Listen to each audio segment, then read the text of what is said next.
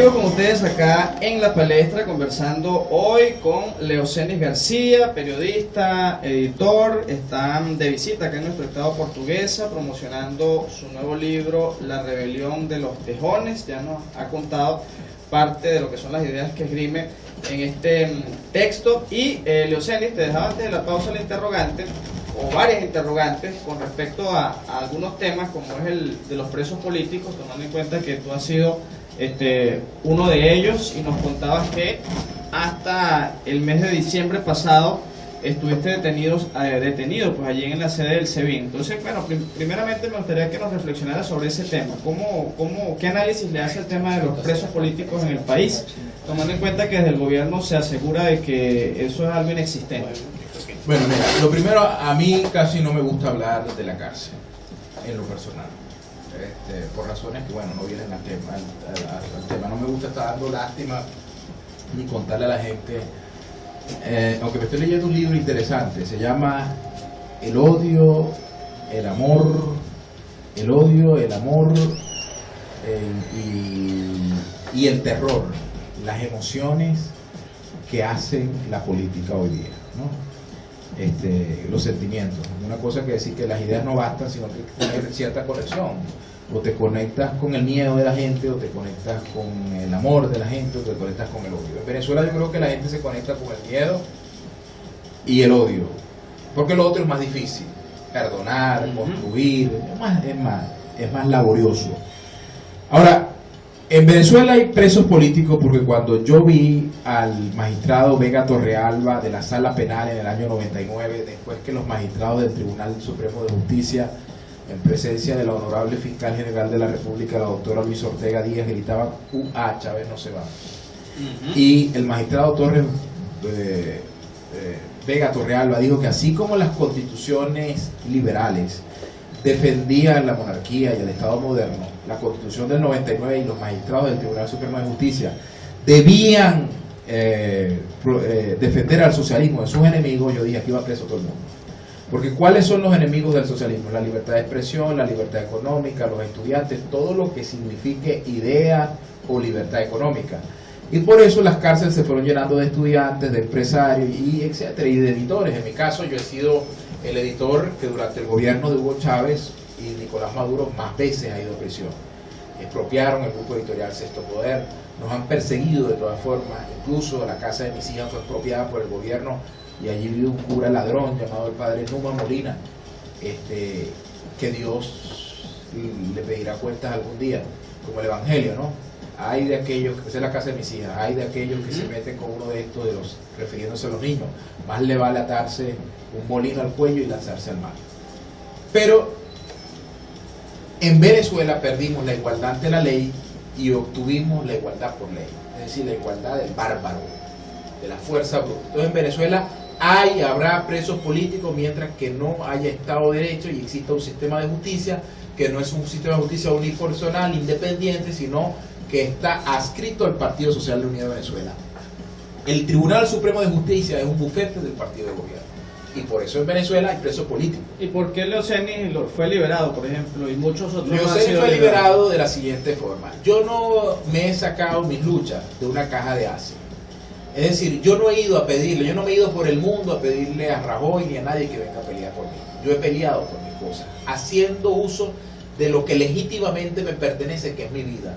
He hecho 5 huelgas de hambre, todas ellas que me han llevado a la victoria de salir de la cárcel.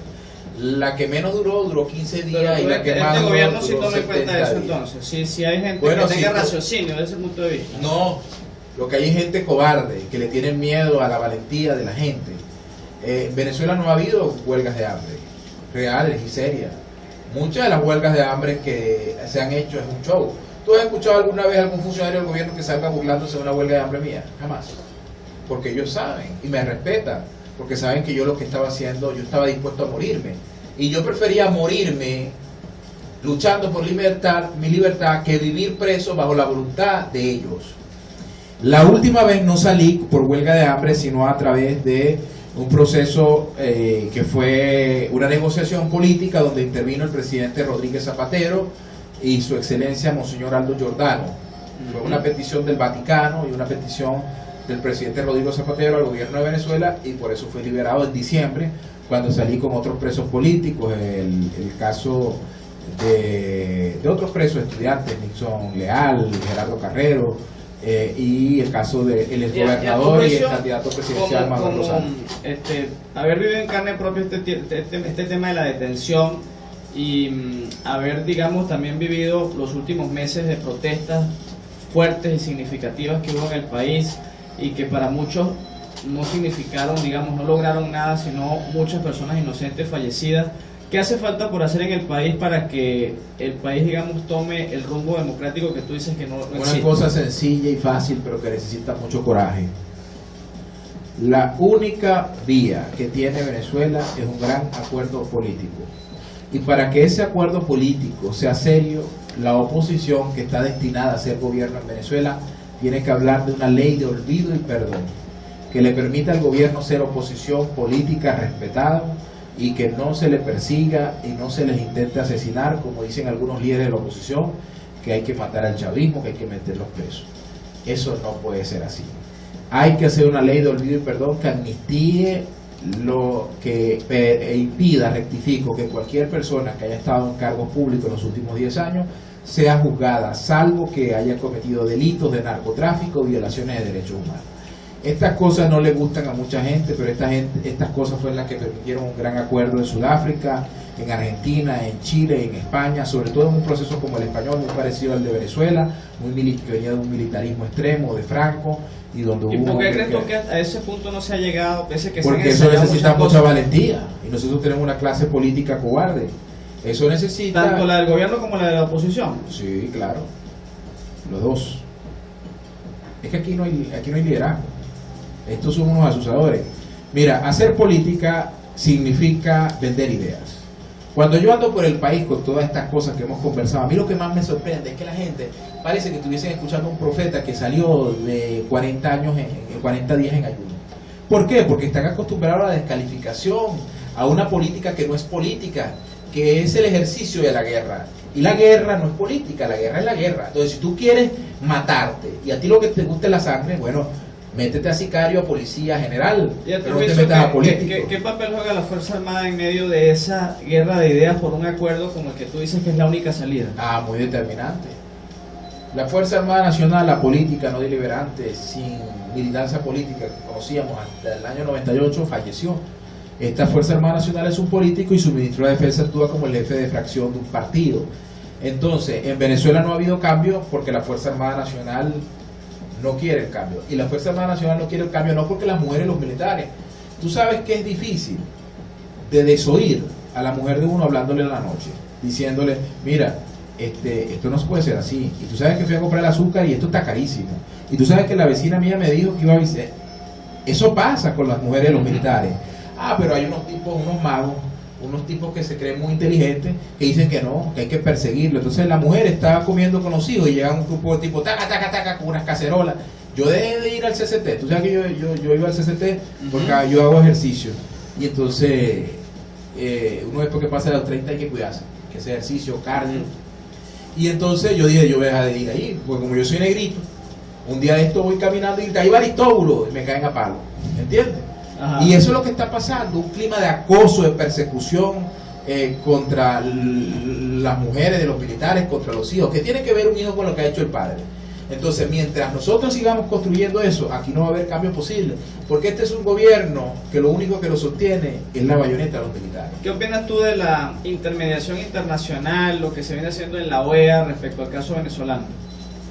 La OEA, bueno, yo tengo un gran respeto por el doctor Almagro, que por cierto se pronunció por mi detención, pero siento que Almagro es un gran aliado de la democracia en Venezuela. Pero siento también que en algún momento la OEA se volvió inoficiosa porque se convirtió en parte activa de una de las partes en conflicto. Y un mediador tiene que ser respetado por ambas partes.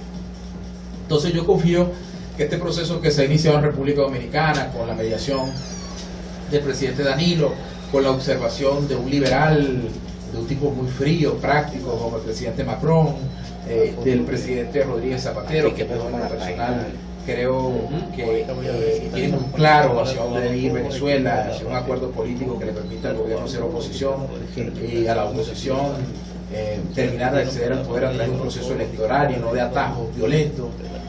Yo confío mucho en este proceso, porque las salidas mágicas terminan beneficiando a los grupos pequeños y no al país. Las salidas mágicas que hubo en Argentina ante el gobierno de Isabelita Perón, que era un gobierno tan ineficiente como el del presidente Maduro y que parió la dictadura sangrienta de Videla. Las salidas mágicas yo no las comparto, no las quiero. No quiero esas salidas acordadas como la del 45, que le dieron un golpe a Medina Carita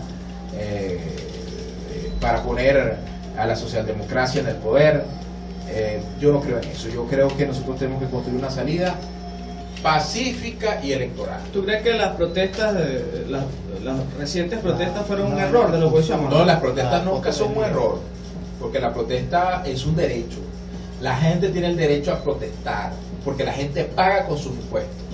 ¿Quién salió ganando ahí? El Estado no está para reprimir a la gente no paga impuestos para que los policías los maten, sino para que los protejan. Entonces las protestas están bien, lo que está mal es hacer de la violencia un ejercicio de la política, que fue lo que pasó en estos días. Entonces Freddy Guevara nos invitó a abandonar el Congreso, la grada, la dialéctica y la palabra, y dijo que los políticos tenían que convertirse en generales que comandaban hordas. Y eso nos trajo la Asamblea Nacional. ¿Y quién crees tú que salió ganando eso? El gobierno. El gobierno, la violencia siempre fortalece a los gobiernos totalitarios, porque a través de la violencia nunca los podemos derrotar. ¿Cómo ves tú las elecciones regionales, que están siendo vistas por algunos sectores como una manera de debilitar al gobierno? Las elecciones regionales. En Venezuela hay un proceso autoritario, en Venezuela hay un proceso que no es democrático. Que sea duro decirlo, pero yo tengo todas las justificaciones legales para decir eso. Esa Asamblea Nacional Constituyente es una suerte de sodie al servicio del partido de gobierno para judicializar y perseguir a la disidencia. No tiene ningún otro objetivo. En consecuencia, aquí no hay libertades. Es el capítulo final de la confiscación de la libertad económica. Pero eso no quiere decir que nosotros no debamos avanzar. Tenemos que obligar al gobierno, como se obligó a Pinochet, a ir a la vía electoral. Entonces yo no estoy de acuerdo con aquellos que andan diciendo que no, que la gente no participe en las elecciones regionales y que a las 5 de la tarde escuchemos el himno de Venevisión anunciando que el país está vestido de rojo. Eso el que piensa así, bueno, ¿quién me piensa así? Bueno, los intelectuales del micrófono, que andan no hacen política pero tuitean mucho, o unas señoras que duermen solas del este de Caracas. Esas son las que piensan así, pero cualquier persona razonable sabe que hay que participar y que hay que vencer el gobierno y que nosotros con nuestros testigos en la mesa podemos ir avanzando. Ahora, si tú me dices, Luceni, ¿qué es más importante para ti? Volver a la democracia, pero no hay que perder ningún espacio. Esa posición que toman algunos, no, y no vamos a participar y la dictadura va a caer mañana, anda a tumbarla pues, ¿por qué no la tumbaste?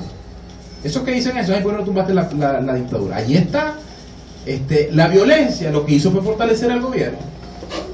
Instalaron su Asamblea Nacional Constituyente y desmovilizaron a la gente. Te pregunto, tú que conoces muchas cosas internas dentro del gobierno, hay quienes manifiestan que la oposición no ha hablado con los interlocutores debidos dentro del gobierno para lograr, digamos, ese acuerdo de entendimiento nacional. ¿Tú crees que con quién debe hablar la oposición en el gobierno para que se pueda tomar esa vía?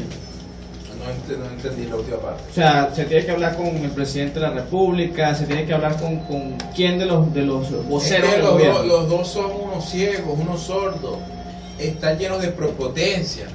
Tú no escuchabas cómo hablaba Luis Florida y esta gente que no habían tomado el poder y ya se creían unos emperadores y le prometían cárceles a todo el mundo. Son unas bestias. Y en el gobierno no se dan cuenta que no tienen a nadie. Bueno, porque se ven todos los días unos tipos impuestolados. Y no se han dado cuenta ambos que el país los abandonó a los dos. Y el país, aquello que decía Gaitán, cuando vino en el 40 y pico a Venezuela, aquí en Venezuela pasa lo que pasará lo que pasó en Colombia, que el pueblo es superior a su dirigente. El país les va a pasar una aplanadora a todos. Nosotros vamos a un proceso inédito donde se va a levantar esta generación que yo llamo la generación de los millennials. Estos muchachos de 19 y 20 años que van a votar por estas ideas que yo estoy predicando, son las ideas de la libertad. que no significa, porque cuando yo hablo de las ideas de la libertad, hablo de las ideas, no del caudillo. Esto no lo va a resolver nadie. Es el momento, así como la gente decidió en el 98 votar por las ideas del colectivismo socialista que representaba Chávez, esta generación, la generación de los millennials, que son los que van a poner el próximo presidente, pero no el próximo presidente, la nueva sociedad. Tienen que construir una sociedad como Hong Kong, como Japón, etc.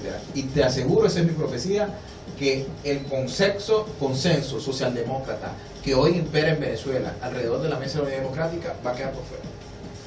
¿Leocenis García tiene aspiraciones políticas? No.